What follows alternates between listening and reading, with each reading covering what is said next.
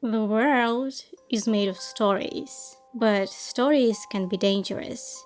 Some say they might even be harmful when they mislead us or distort our understanding of reality. They argue that the media might even groom or brainwash us into believing the very ideas that actually make us suffer, romanticizing love or glorifying power. To which others reply, "Oh, come on, it's just fiction and it's meant to be fun. It's not that deep or political, really. Stop overanalyzing things." Then the media harmful crowd counters, "Everything is political. Everything matters. It's no coincidence that the most popular stories perpetuate the same harmful ideology that is the reason behind everything that is wrong with the world." These stories have huge budgets behind them. They are produced by corporations, and the corporations are out to get us. They want us brainwashed and confused, entertained, but complacent, never acting. To which the "it's just fiction" camp responds, "Dude, I just got home from an 8-hour workday and I have 2 kids screaming in the background. Fiction distorts reality, yeah, whatever, I want to escape reality, even if it's just for half an hour. Let me have my fantasy, I need a way to cope. Can we not do this right now?" These debates go on, and I think both sides are wrong. Or right, depending on how you look at it. My name is Dinara, and I have a master's degree in cultural studies. So to begin with, of course I think that popular culture is that deep. That's why I study it. And yes, popular media always reproduce the dominant ideology of those who create and consume them. Depending on our ideals of what we want society to look like, that ideology and the stories that reproduce it can be considered harmful. What critics of popular culture often get wrong, though, is assuming that people who enjoy popular stories are just passive ideology sponges, who absorb these narratives without ever questioning them. If we say fiction grooms or brainwashes people, by default, we are treating them as vulnerable, gullible, impressionable, or just plain stupid. We gaslight them, telling them that they don't know their own minds, and that their opinions about the stories they love don't matter. We critics have the education to expose the hidden truths behind those popular stories and enlighten the masses by telling them how their culture is all wrong. Because proper culture, the kind that isn't manipulative or deceptive, and that encourages deep thinking, is always that of the powerful, of the elite. Not only is this line of critique extremely patronizing, it's also not exactly neutral. After all, not everyone is assumed to be ignorant about the true nature of reality. It's always the masses, the youth, or the women. And if it's young women from the masses, oh, they are probably brainless, right? About half a year ago, I posted a video arguing a radical idea that women are not, in fact, stupid, and that romance depicting unhealthy relationships might serve as a coping mechanism for female audiences, offering a specific kind of fantasy. Women who read such tropes are well aware that these relationships would be unhealthy in real life, but still enjoy them in fiction, and there is nothing wrong with that. In response, some commenters asked, but what about the women who keep getting into abusive relationships?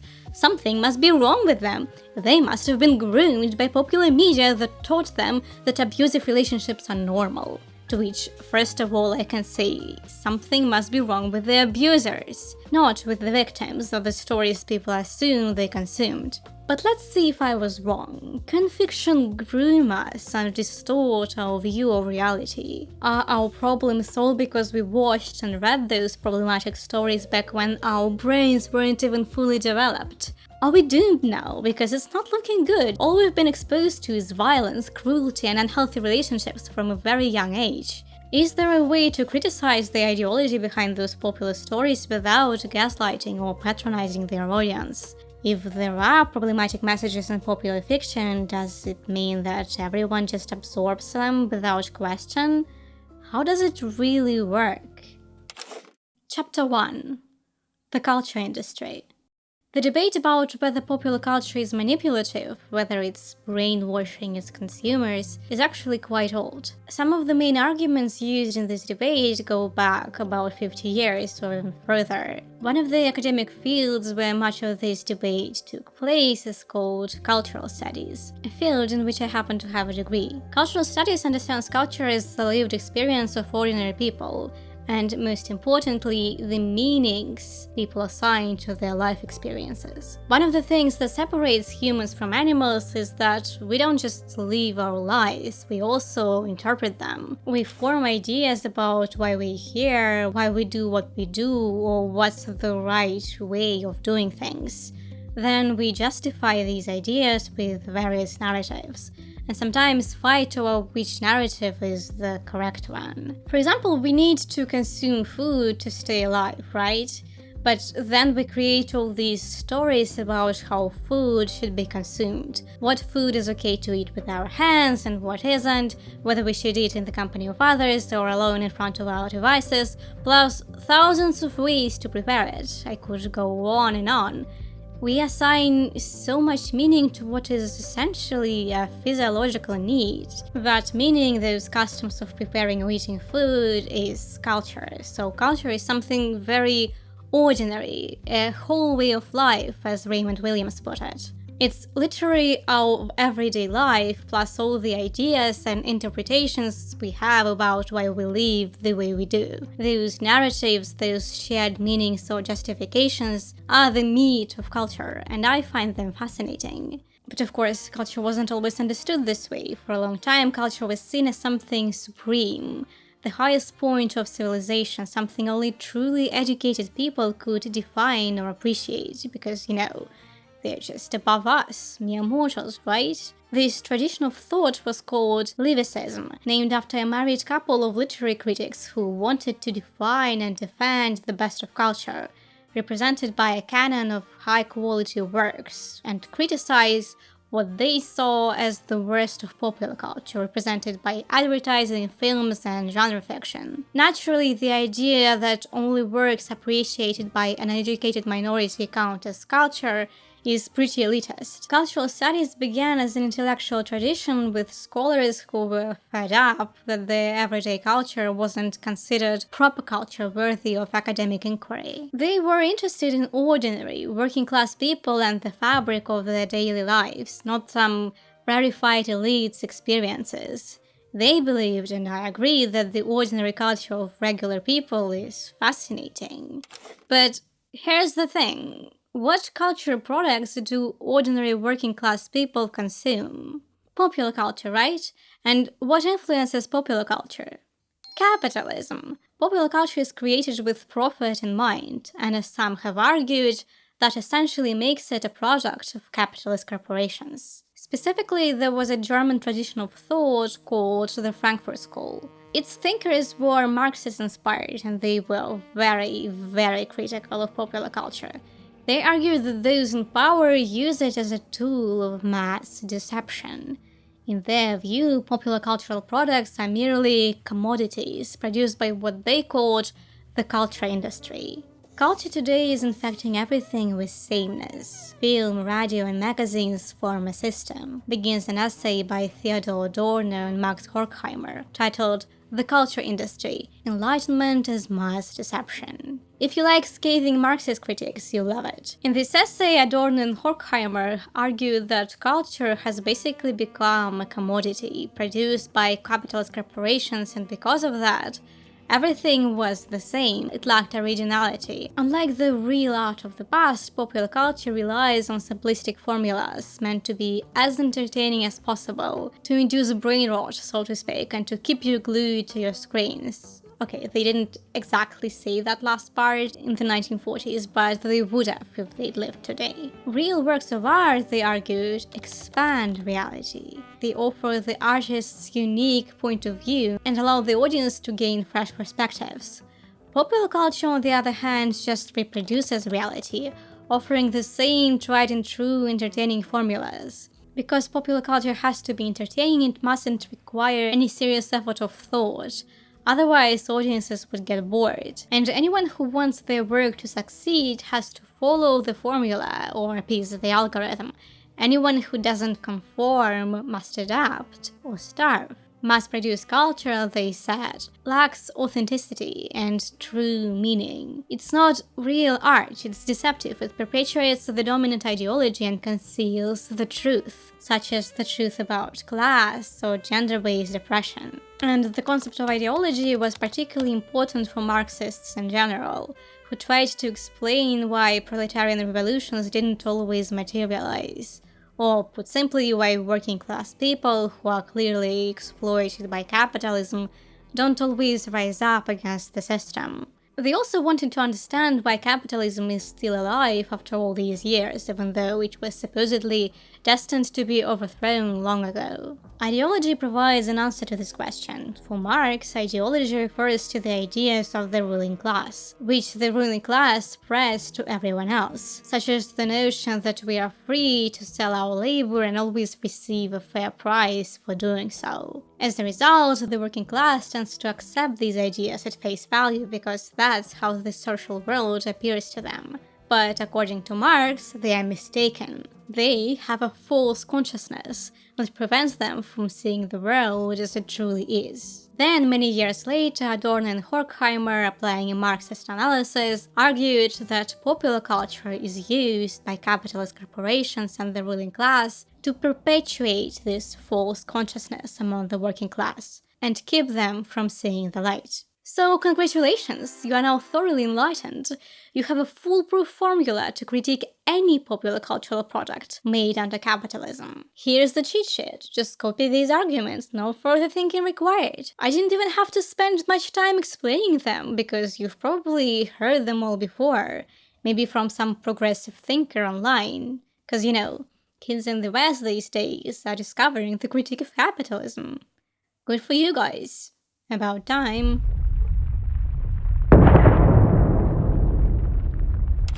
But it's kind of a base argument, right? Popular culture is indeed produced, or at least heavily influenced, by capitalist corporations that want profit. You really can't refute that. This essay was published in 1947 and they weren't wrong. You can read it, copy-paste the ideas, insert TikTok as the object of critique, and bam! There's your progressive critique.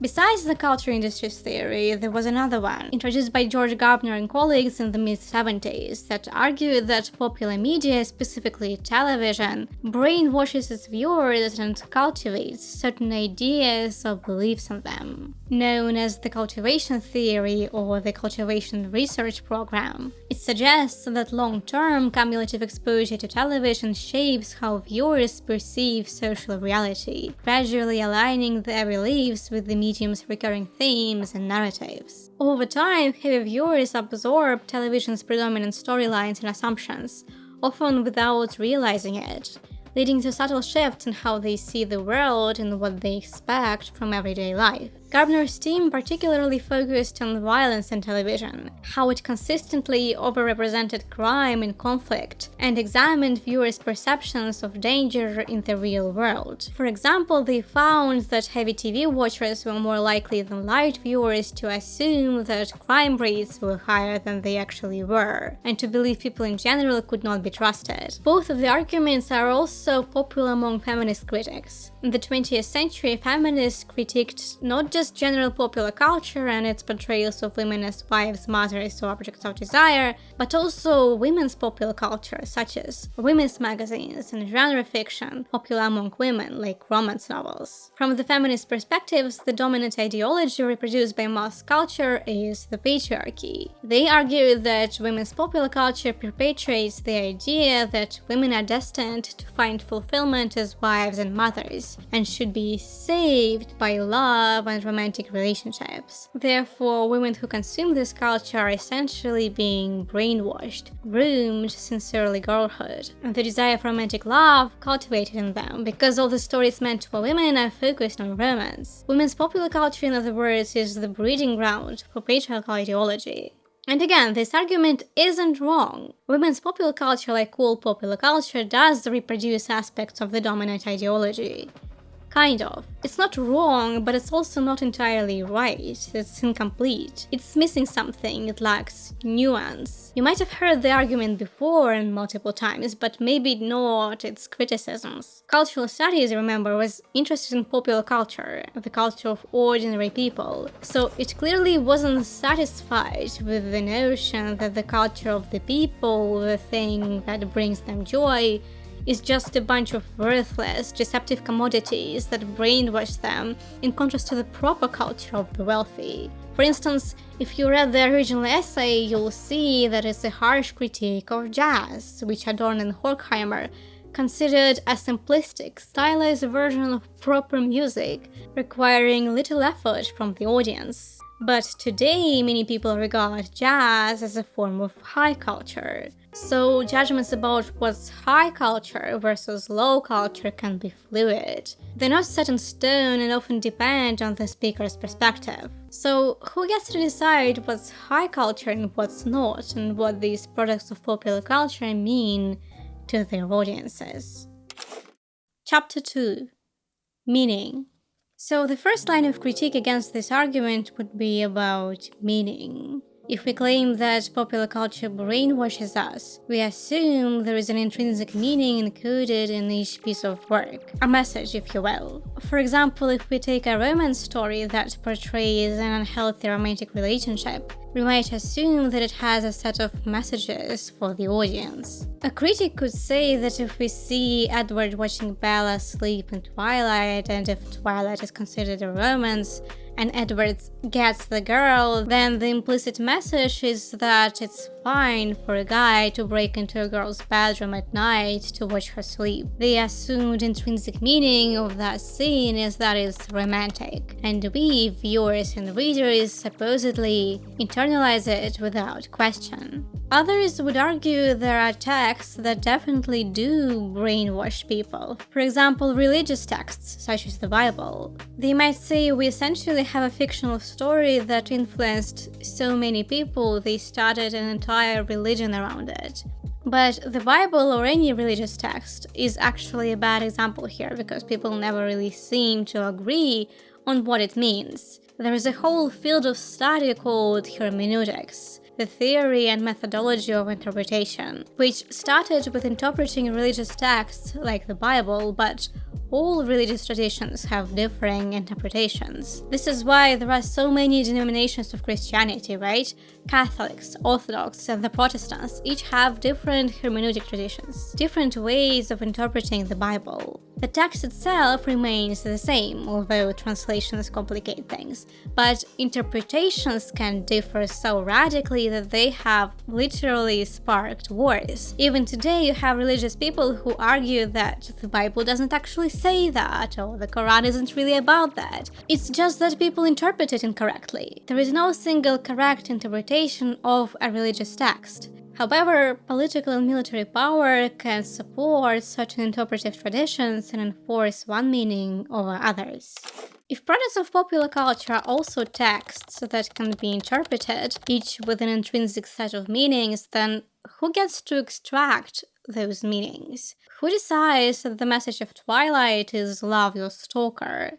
Usually critics say that it's their job. They believe that they are more educated and therefore better equipped to determine what a work really means. They get to decipher texts and pronounce the one true intrinsic meaning. The critics typically come from institutionalized traditions that teach them how to read correctly. Their academic backgrounds and institutions provide them with the approved terms of interpretation. This is why your literature professor always knows why the curtains were blue in a particular novel. That professor was taught by other academics who examined why the curtains were blue, reached some kind of consensus, and decided that your own thoughts or interpretations don't matter as much. For example, William Shakespeare's works were once considered popular culture, but they are now viewed as high culture. Shakespeare is performed in expensive, artsy theaters, and his works have become subjects worthy of academic study, with a set of correct interpretations. Those who decipher him in the approved way earn higher grades and receive praise from the same institutions that decided those interpretations in the first place.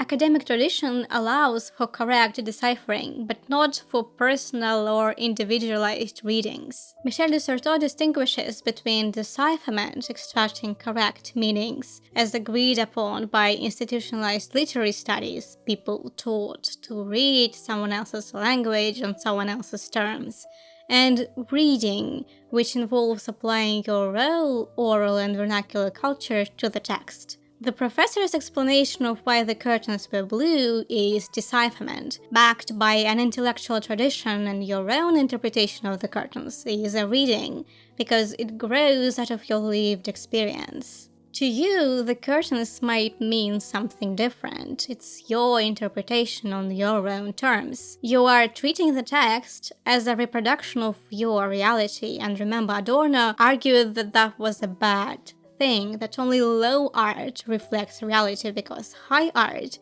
is said to have deeper meanings decided upon by the wealthy. According to Pierre Bourdieu, that is exactly what distinguishes high art from low art, the social class of the people who appreciate it. Naturally, rich people supposedly have better taste and more education, which allows them to make universal claims about aesthetics. Artistic complexity becomes a class distinction that excludes the masses, so that no one forgets who is superior. John Fiske argues that popular culture texts are producerly. By that, he means that, on the one hand, they don't demand deep thinking or a search for deeper meanings, so they are relatively easy to understand. On the other hand, because they are aimed at the masses and deemed unworthy of academic inquiry, there is no established tradition of correct interpretation. We can interpret them however we like. Nobody is formally policing your opinion on Twilight, even though fans may argue and disagree. You can believe whatever you want, or you can decide that it's not that deep and not think about it at all. Kind of. I feel like even in non-academic internet circles of cultural critique, people often seem to rely on a single correct lens of interpretation. For example, women's media almost always get interpreted negatively because they are never seen as progressive enough. And you don't have to look too hard to find patriarchal ideology there.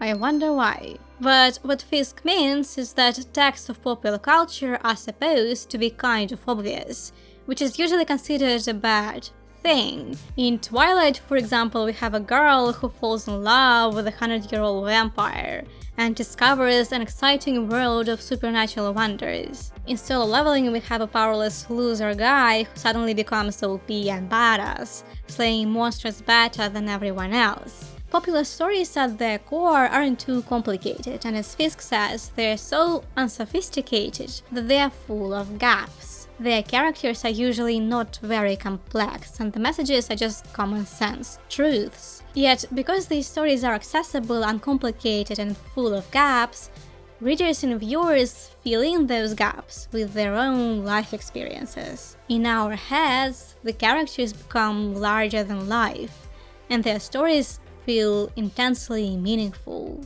These gaps allow for freedom of interpretation. And because this is all lowly entertainment for the masses, no one is there to insist that your reading of ballet is wrong, though they might say, "Oh, come on girl, it's not that deep." Which is, by the way, why you would rarely find me formally critiquing any piece of media. For instance, I personally didn't like Solo Leveling, I found it extremely boring, which basically means that I couldn't fill in the gaps of a story and only saw it as bare bones. But when I was 15, I filled Twilight with so much meaning that the story felt alive, and the characters seemed almost real. I remember discussing it with friends who all had vastly different opinions about it, except for one thing. We loved it. Adorno was correct in noting that these stories don't expand reality.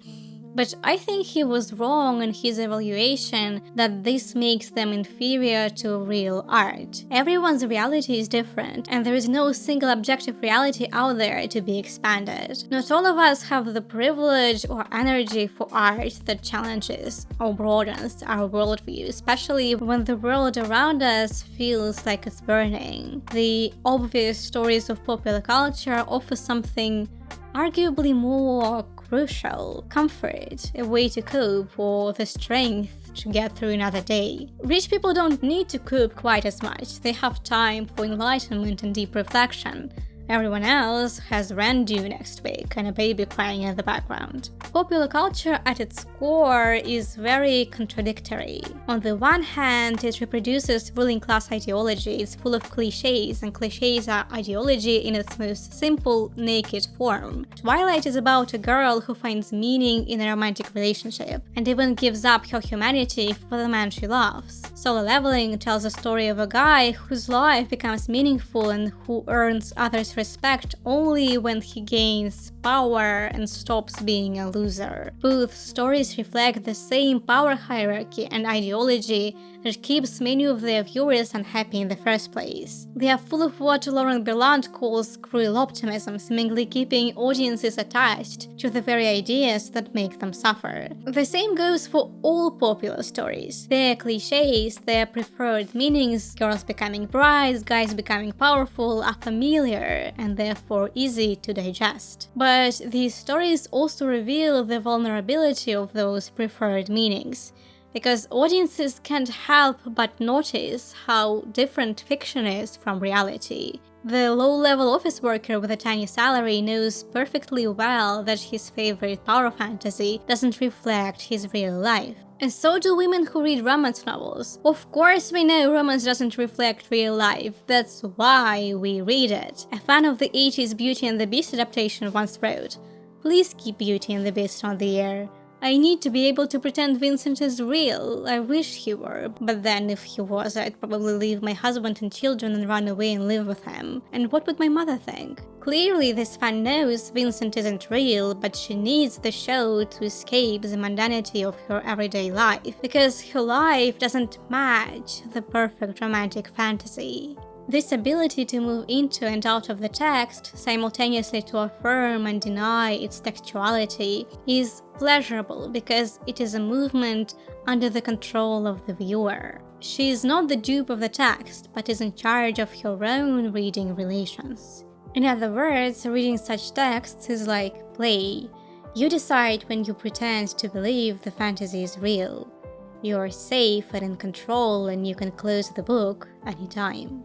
Popular texts inevitably reproduce the dominant ideology, but the audience is never just a helpless, brainwashed victim. We create our own meanings from these bare-bones narratives. Because our lived experience often contradicts the fantasy, popular texts' meanings can't be fully controlled. They escape control. The message isn't intrinsically encoded by evil capitalist corporations for us to absorb at face value. Instead, it is formed at the moment of consumption by each of us, molded to fit our own lives. Those who insist that they know the real meaning are on the side of the elites, and their tradition of disciplined interpretation and playing by the rules. If you've ever argued with anyone about a show, film, or a book, you know people interpret media in countless ways. Even with my videos, where I try to communicate a specific set of ideas that are backed by actual scholarship and academic research, even they get viewers whose interpretations are wildly different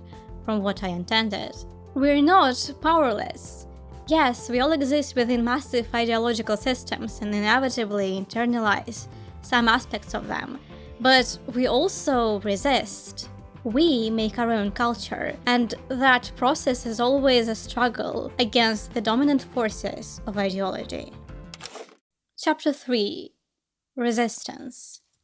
The paradox of popular culture is that it's produced by capitalist corporations with profit in mind, yet it's meant for the people. Contrary to what the elite would have us believe, we are not stupid. It is not in our interest to remain subjugated. None of us enjoy working 40 hours a week in jobs we hate just to survive. We know our interests differ from those of the industry. So why let ourselves be gaslit into thinking we're helpless victims? We're not. They can claim our culture is ready-made and that compelling stories can be dished out by following simple formulas, but they're wrong, and you know why? Because the industry keeps failing spectacularly. If popular culture were truly ready-made, then every Hollywood movie would be a commercial success. Yet countless films flop at the box office. Why? Hollywood has all the power, resources, and experts who should know how to appeal to the masses, but they keep failing. Depending on the source, anywhere between 50% and 80% of new films fail commercially. Despite claims that all romance novels follow a simple formula, only some of them actually become popular. That's because there is no guaranteed formula for success in popular culture. You can follow all the rules and still fail because it's not the bare bones of a story that matter, it's the gaps in those rules. Popular culture is the culture of the people, so the industry can keep pumping out products it expects will succeed, but only some actually get embraced and woven into everyday life. Audiences embrace texts only when they interpret them in a way that benefits them, or when the texts offer multiple interpretations. These are the texts that can be tricked or twisted to mean what we want them to mean. Texts that offer us some room for play. Products of popular culture are not mere commodities. There's more to them than that. Cultural Marxism is unpopular in cultural studies because in Marxism, the economy is the base, and everything else, including culture, is the superstructure. In that view, the meaning of a cultural product, along with the pleasure we take from it, is determined by its economic means of production. This perspective, known as economic reductionism, is naturally unpopular in cultural studies because we see culture as something unique, not entirely dictated by the economy. In fact, Fiske points out that all commodities have both functional and cultural value. To model this, we need to extend the idea of economy to include a cultural economy, where the circulation is not one of money, but of meanings and pleasures. It's like when Hollywood says, "Enjoy this, eat it up," and we respond, "Nah, I'm not into it, give me something else." In this cultural economy, we're not merely consumers, but circulators of meaning. We decide what things mean to us and which ideas or messages are relevant, twisting them to our liking. The masses are diverse, so whatever original meaning a text might have gets scattered among different interpretations. In fact, another cultural studies scholar, Stuart, argued that media texts are encoded with dominant ideologies by producers, but audiences decode them in diverse ways. According to Hall, there are dominant readings, accepting the intended message, negotiated readings, partially accepting or adapting it, and oppositional readings, resisting or subverting it. Research into encoding decoding suggests that members of dominant groups are more likely to accept the intended message, while minority groups may be aware of the intended or preferred meanings, but still challenge them. There are many recent examples of minority groups resisting dominant messages, be it Eurocentric casting, heteronormative romance, colonial language dominance, or sexist aesthetics, and inserting their own identities and experiences into the narrative. For example, queer fans reinterpreted Elsa from Frozen as a lesbian and launched a Give Elsa a Girlfriend campaign confronting heteronormative storytelling in Disney films and advocating for LGBTQ+ representation. Disney probably didn't intend Elsa to be interpreted that way, but fans adapted the message to serve their interests. And in fact, a meta-analysis of 20 years worth of cultivation theory research shows that although there is a consistent cultivation effect, it is quite small, an average correlation of about 0.09. That's modest by conventional statistical standards, and even this small effect is not uniform. It can vary for different demographic subgroups. For example, people living in high-crime neighborhoods might already be more fearful and watch more TV, where crime and conflict are overrepresented, reinforcing their view of the world as dark and dangerous. Still, their lived experience plays a significant role. The texts of popular culture exist within an ideology that feels all-encompassing because of its power, but we still have the capacity to resist. Michel de Certeau compared our ability to produce alternative meanings to guerrilla warfare. Ideology is like a huge empire. It has all the power and money and military technology to enforce its dominance. Those who are fighting it are not nearly as powerful, but they are resourceful and find clever ways to resist the system by slipping through the cracks. The powerful are cumbersome, unimaginative, and over-organized, whereas the weak are creative, nimble, and flexible. We can resist as a counter-tactic. Of course, that doesn't erase the power hierarchy. When analyzing culture, we should always look at who holds power and what status quo they want to maintain. But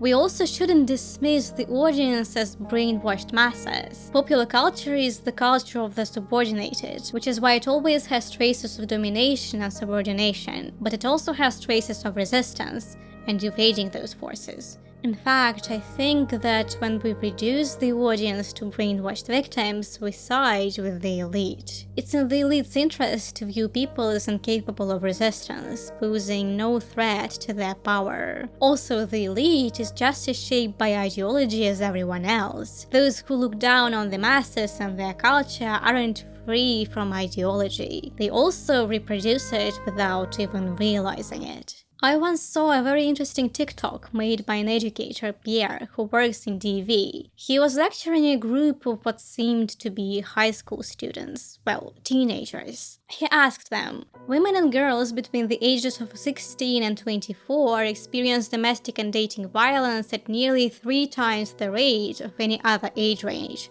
Why do you think that is? The class answered things like, they don't know what's right and wrong, they're young and dumb, their brains aren't fully developed, or they're emotionally vulnerable. Then he offered a hypothetical scenario.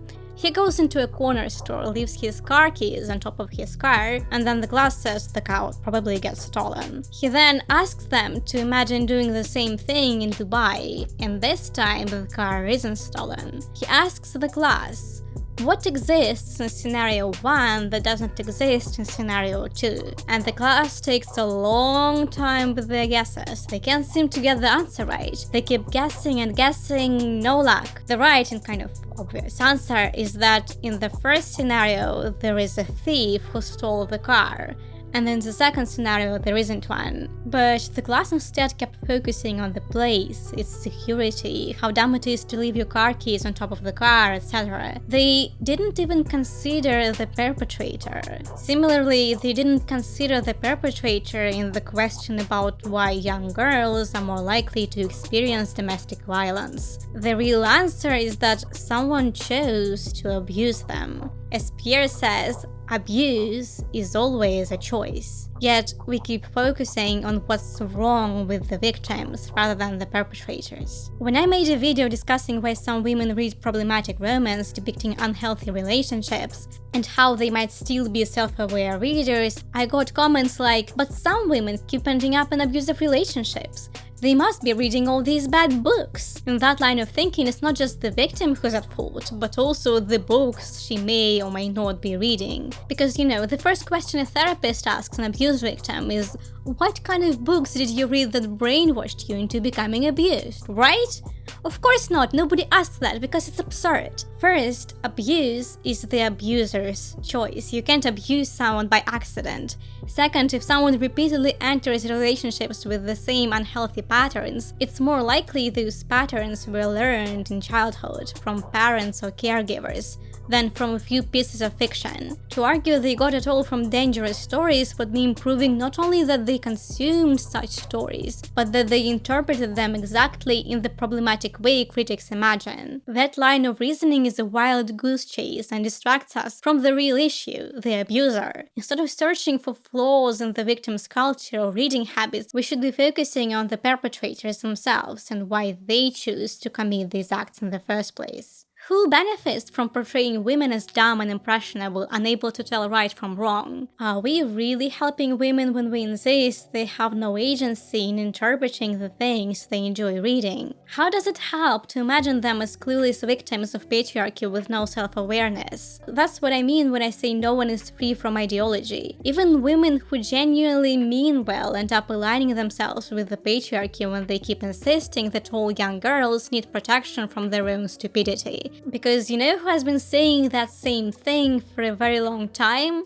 Men who have been concerned ever since the birth of print culture that young women's view of the world, especially romantic love, would be distorted by reading supposedly low genres of literature. The way these discussions typically go is that once you point out that women are intelligent and perfectly capable of distinguishing fantasy from reality, and that they are well aware of any cliches or limits in their favorite genre, critics often change tack and say, well, not adult women, young women or teenage girls whose brains aren't fully developed. But what about the children, they ask? You could argue that teenagers and children are more likely to internalize dominant or preferred messages, because they lack the life experience to question them. You might say they can't fill in the gaps in formulaic narratives because they don't yet have anything to fill them with, and they're especially vulnerable if they're consuming stories not meant for their age group. Research, again, does show a very modest correlation between youth and certain media impacts, but it also consistently shows that parental involvement has a strong, consistent dampening effect on any negative outcomes.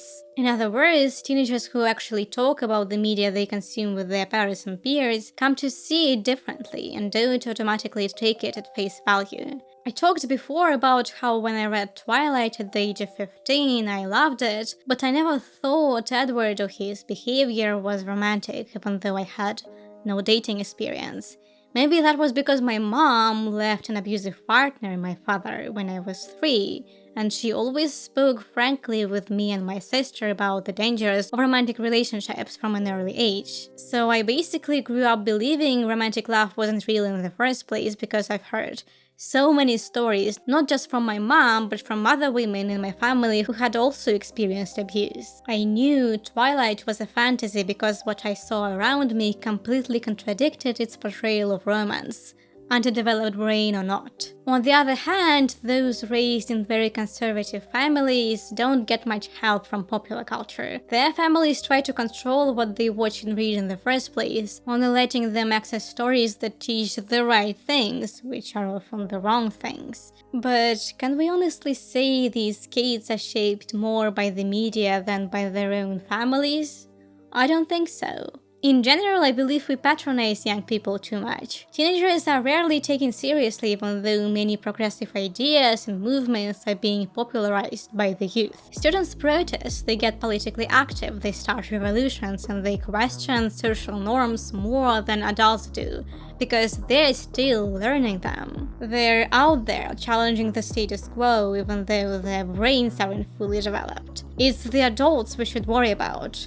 Their brains are fully developed, but it's not helping them. My point is, teenagers aren't passive ideological sponges. They can be clever and inventive and sometimes resist more than adults do. Those who we imagine to be brainwashed victims are always subordinate in the power hierarchy. By insisting that they are so vulnerable that they eat up harmful narratives without ever questioning them, we strip them of even more power, the power of intelligence and self-awareness. There is really no such thing as subversive popular media. Popular media is by definition not subversive. That's what makes it popular in the first place. If we notice changes in our popular culture, it's because people's beliefs are evolving, and popular stories adapt to meet new tastes. For example, the rising popularity of villainous stories signifies a shift in the types of protagonists female audiences want to see. So yes, we should celebrate changes in popular culture that align with what we consider to be progressive ideals. But we also need to be realistic. Popular stories are never fully subversive, they still reproduce some aspects of dominant ideology because that's what makes them accessible. We should keep criticizing and analyzing their dominant ideology, but doing so doesn't make our favorite stories any less meaningful. Because the best stories that move and touch us are those that innovate within their genres or break conventions, though maybe not entirely. The people who create these stories also aren't machines or faceless cogs in a cultural industry. They're human beings with hopes, dreams, and ideas about the world, and those beliefs and personalities inevitably shape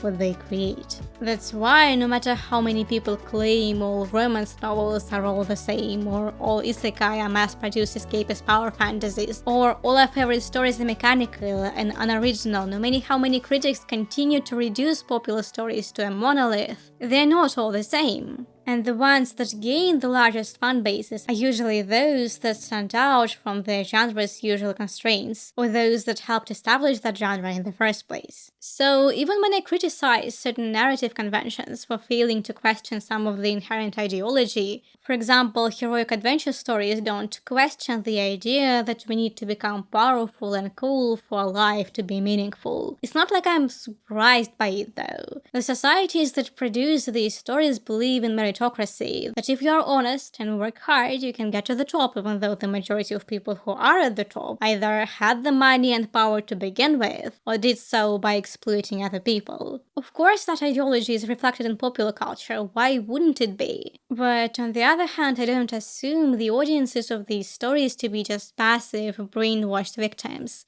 If you guys' comments are any indication, you engage with your favorite stories critically and are aware of their limitations. You know that real life doesn't work like fantasy. I criticize the narrative, the ideology, but I don't make any overgeneralizing assumptions about the audience. In fact, I think that now that we are all extremely connected, non-judgmental discussions about our favorite genres and tropes are as important as ever, because discussions help us think creatively and compare our impressions and perhaps even see things in a different light. And interestingly, a lot of the comments I get are, "Oh, I had the same impression, but I couldn't just articulate it." Because I don't believe I'm explaining things, not really, I'm just articulating certain ideas, giving them form. Because you, my friends, are active producers of meaning. You watch and read stories and you interpret them in a way that makes sense to you and your life experiences. You don't need me or anyone to tell you what things really mean, how to decipher the correct meanings of your favorite stories.